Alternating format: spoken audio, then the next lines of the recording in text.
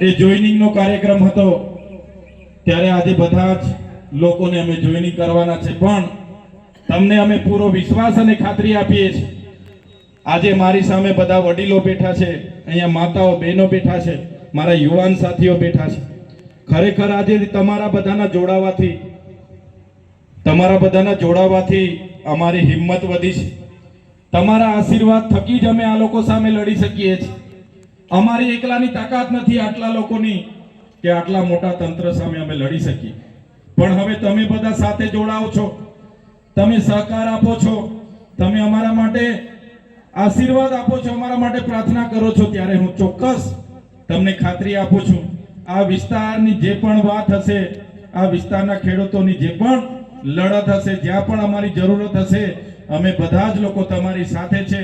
અને તમારો સહકાર જ્યારે અમને મળ્યો છે ત્યારે આપણે બધા સાથે મળીને આ વિસ્તારને આગળ કઈ રીતના લવાય એ તમામ પ્રયાસો આપણે સાથે રહીને કરીશું. અમારી પૂરી ટીમ તમારી સાથે છે અને તમારી જે કઈ ટીમ આજે જોડાવાની છે એમના અનુભવનો લાભ આપણને બધાને મળશે.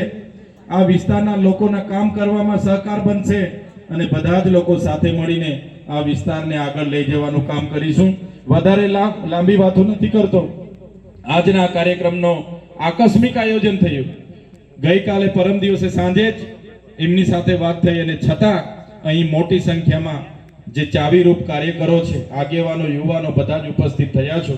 અમને અહીંયા આમંત્રિત કર્યા, અમારું સ્વાગત કર્યું, સન્માન કર્યું અને અમને તમે શાંતિથી સાંભળ્યા છો એ બદલ અહીંયા ઉપસ્થિત તમામ લોકોનો હું ખૂબ ખૂબ આભાર માનું છું. ધન્યવાદ. બધાનો ખૂબ ખૂબ આભાર.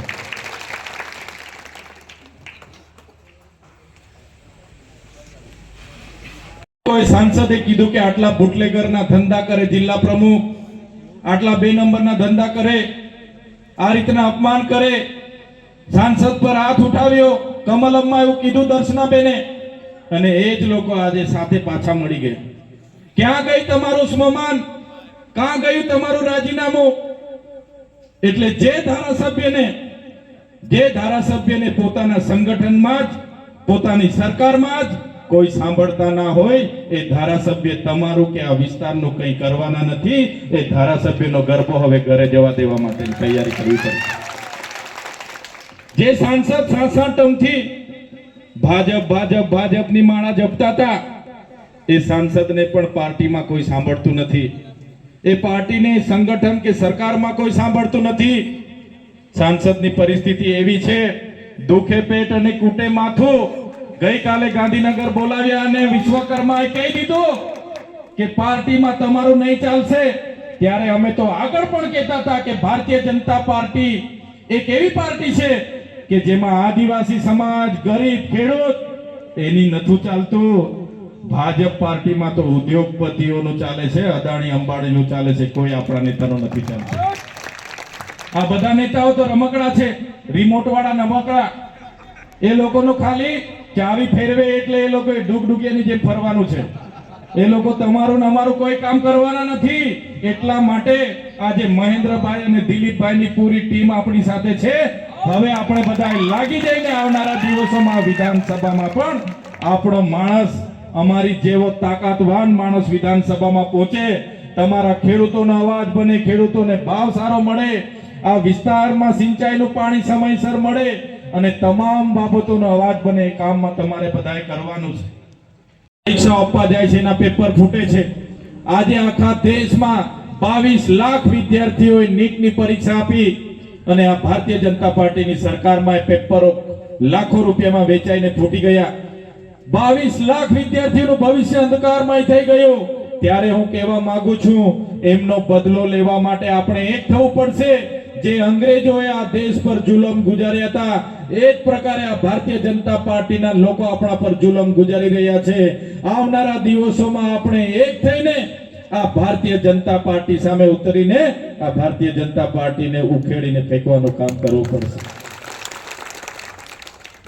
આજે અમે જિલ્લા સંકલન સમિતિની બેઠકમાં આવ્યા ત્યારે કેટલાક પ્રેસ મીડિયાના મિત્રો જેમણે અમને પૂછ્યું કે ચૈતરભાઈ, અહીંના ધારાસભ્ય સાંસદ મનસુખભાઈ વસાવા અહીંયા ધરણા પર બેઠા હતા, શું થયું?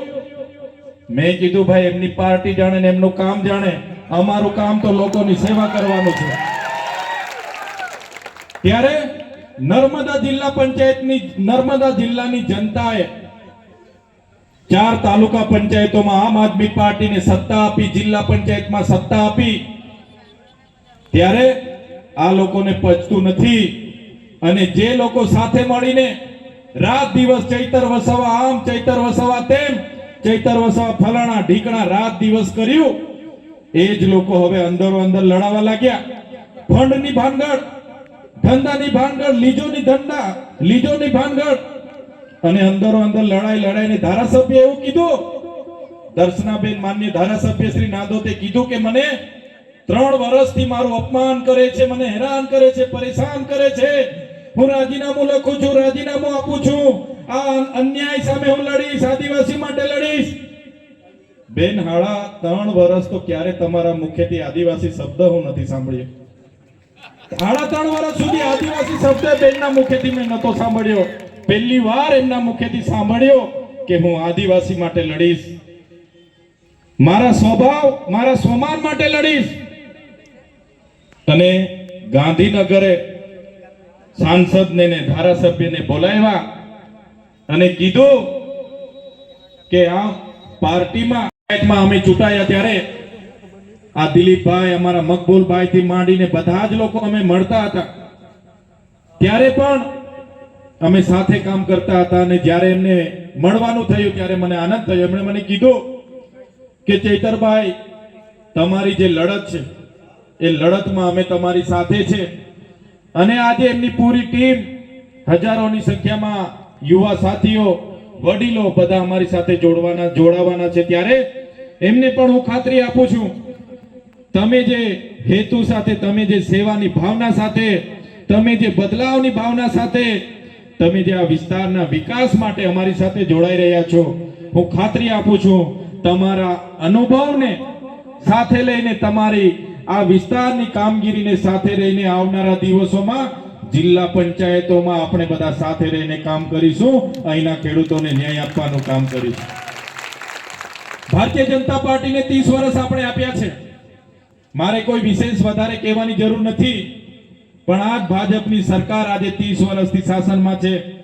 આજે તમે મને બતાવો કયો વર્ગ એવો છે જે આનાથી નારાજ ના હોય. આજે ખેડૂતો આંદોલનો પર કરી રહ્યા છે, ટ્રેક્ટરો લઈને ગાંધીનગર આવે છે ત્યારે પોલીસ એમની સાથે દંડાવાળી કરી રહી છે. નાયબ મુખ્યમંત્રીની સૂચનાથી ખેડૂતોને આતંકવાદીઓની જેમ ઘેરવામાં આવે છે, લાઠીચાર્જ કરવામાં આવે છે. ખેડૂત આજે રાત દિવસ મહેનત કરીને પોતાની ખેતીમાં પકવેલા પાક બજારમાં વેચવા જાય, એનો પણ ભાવ નક્કી કરવાનો ખેડૂતને અધિકાર નથી. એમના મળતિયાઓ આજે જે પણ ભાવો છે ને એમએસપી નથી આપી રહ્યા, લૂંટી રહી છે. ત્યારે મારા ખેડૂતો પણ અહીંયા મોટી સંખ્યામાં બેઠા છે.